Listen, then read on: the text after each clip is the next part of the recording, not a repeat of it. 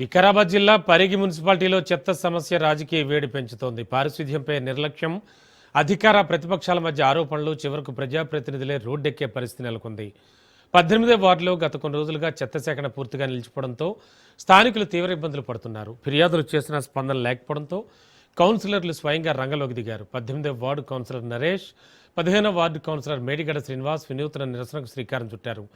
టాటా ఏస్ వాహనాన్ని సమకూర్చుకుని ఒకరు డ్రైవర్గా మరొకరు మైక్ పట్టుకుని ఇంటింటికి తిరుగుతూ చెత్త సేకరణ చేపట్టారు. అధికారులు వివక్ష చూపుతోన్నా మా ప్రజల కోసం మేమే పారిశుద్ధ్య కార్మికులు అవుతామంటూ వారు ఆగ్రహం వ్యక్తం చేశారు. ప్రజల నుంచి చెత్తను స్వయంగా బండిలోకి ఎత్తుతూ అధికారుల పనితీరును ఎండగడుతున్నారు.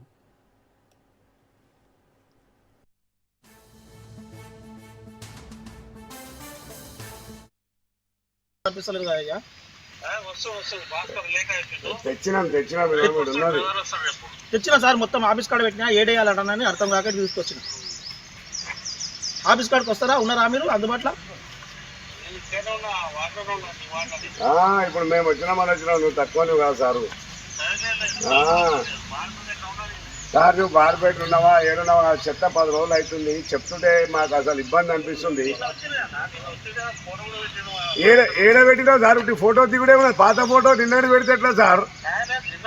అరే సార్ ఇగో 10 ఇండ్లకి చెత్త చూద్దాను. 10 ఇండ్లకి ఎంత వెళ్ళింది? 10 ఇండ్లకి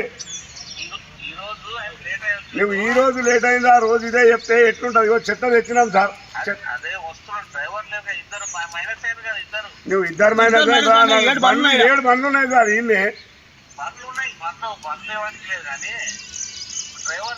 అరే డ్రైవర్ లేకపోతే మేము తెస్తాం సార్, మాకు చెప్పాలి కదా. మాకు ఇల్వ పోతున్నారు, మంది తిడుతున్నారు. అందుకే ఇగో బండి తెచ్చినా మీరు వాడుకొని నీ ఇష్టం. ఇగో నీ ఇష్టం, బండి అయితే తెచ్చి మున్సిపల్ ముందర పెట్టినాం. నీ ఇష్టం ఉన్నప్పుడు తీపి, నీ ఇష్టం ఉన్నప్పుడు చేశారు. ఇక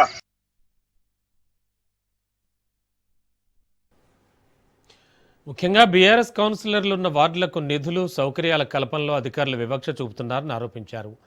పారిశుద్ధ్య సమస్యపై పలుమార్లు ఫిర్యాదు చేసినా మున్సిపల్ కమిషనర్ పట్టించుకోలేదని మండిపడ్డారు. ఇప్పటికైనా పరిస్థితి మారకపోతే మున్సిపల్ కార్యాలయం ముందు భారీ ఆందోళన చేపడతామని హెచ్చరించారు. ప్రజల సమస్యల పరిష్కారం కోసం ప్రజాప్రతినిధులే కార్మికులుగా మారి రోడ్డుపైకి రావడం అధికార యంత్రాంగంపై ప్రశ్న లేవనెత్తుతోంది. ఈ వినూత్న నిరసనతో అయినా అధికారులు స్పందిస్తారా, లేక ప్రజలు ఇంకా చెత్త సమస్యతోనే ఇబ్బందులు పడాల్సి వస్తుందా అని స్థానిక జనం సందేహాలు వ్యక్తం చేస్తున్నారు.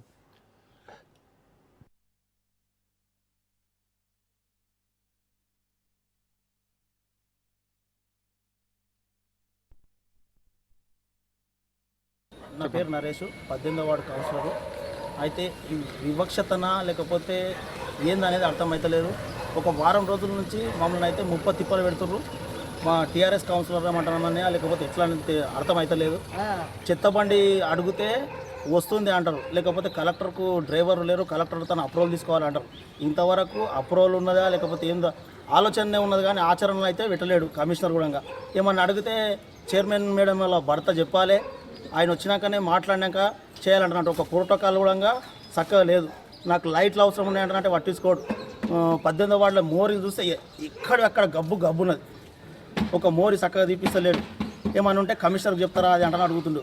కమిషనర్కు చెప్పాలని అంటానంటే ఈ ఇక్కడ లైన్ ఇన్స్పెక్టర్ అంటుడు, టౌన్ ప్లానర్ అంటుండు, ఎవరు చక్కగా ఉన్నారో లేరో అర్థమవుతలేదు. చేసిన అంటానంటే సొంతంగా మా కాలనీ వాసుది బండి ఉంటే ఆయన అడుక్కొని చెత్తకి ఇబ్బంది అవుతుంది మామ మళ్ళా అంటని చెప్పి బండి తీసుకొని రావడం జరిగింది. మా సోదరుడు పక్కకు కౌన్సిలర్ 15వ వార్డు అతన్ని బతిమలాడుకొని జర పొద్దుగా ఎవరు లేరు అప్ప నాకు కూడా ఇబ్బంది అవుతుంది నా వార్డులో అంటని చెప్పి ఆయన దోలుకొని వచ్చినాయి. ఇక్కడ ఇంటింటికి చెత్త సేకరణ చేసి మళ్ళీ మున్సిపల్ దగ్గర తీసుకోవాలన్నా మున్సిపల్ దగ్గర వేయాలన్నాడని ఆలోచన చేస్తున్నా.